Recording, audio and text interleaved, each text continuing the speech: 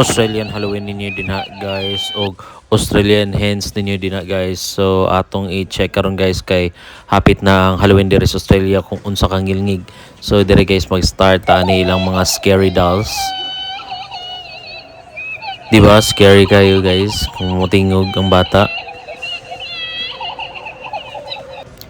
Next guys, ato na sa ni-check ang kaning usa na sad nga mga horror nila mga diri mga items nga pwede design ninyo sa inyong balay sa Halloween or pwede sa ninyo suoton. So nara diri guys mga klase-klase nga mga kuan, mga clowns, mga scary clowns, mga costumes, mga witch, klase-klase o napagi diri o clowns sad o di ba scary kayo guys. So inani mga scary Halloween costumes diri sa Australia guys. So atong i-check kung sa kangilngig mo pasa ba ni sila sa atong pagkangilngig. So nara pagid dara umurag si It nga katong na-transform nag monster o napasa dira o scary kay so kani guys.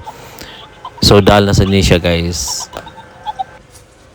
Ya kani guys maasa ni o na pagid o napagid.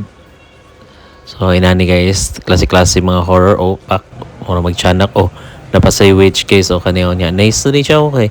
Mura mag-witch ka niya na kay magkarga ni murag ka na manguhula ka ba. Niya o napay o partner pa do. Oh, di pa maintriga tani kay namura siya nagbitbitog na misa. So aside ana guys kay Halloween man ato sa ni-check kay na corner din nakita ta kaning Hens Night section adults only. So na curious ta nga nung gitabon na ni or closing ba ni. So atong gablihan upak to ara pangkuan man ni ka ng mga bridal shower man items man ni siya. Oy kangilngig ba ni tag $4 siya guys. So kung ganahan mo magpadala ta dito sa Pilipinas mga hoard mo nara guys ato ra di padala tag $2 ang mga kasagaran dito guys mga hens items mga less than $5 ni sila mga inani o klase-klase nga mga gamit pampabibo sa mga bridal shower. So nara na pagire napadagi $7 napaday $2 $4 inana dira guys. So ato i-check pa dire guys kung sa pay klase-klase nila na dire guys.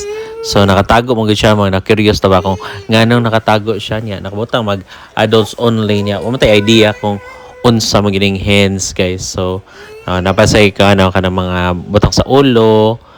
Yeah, na mga biberon o napay mga klase-klase din ha. So atong kitabunan na din nila dili din siya nga kanang gi-renovate or giayo. So inana na siya diri guys. So nasa siya mga outfit na mga leggings so di ba?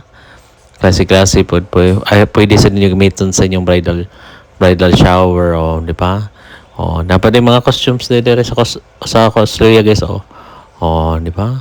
Hilingig kay guys. Napay mga Pikachu o Pokemon. Nasa mga hat ato ning daulon kay ngilngi kayo nindot sa kini siya gamiton guys mga fur guys di ba kani sample ni siya so nga nagsuot fluffy kay lang dira fur nice na yan di ba ang ngilngi bagirani mao dining hens diri sa Australia guys okay.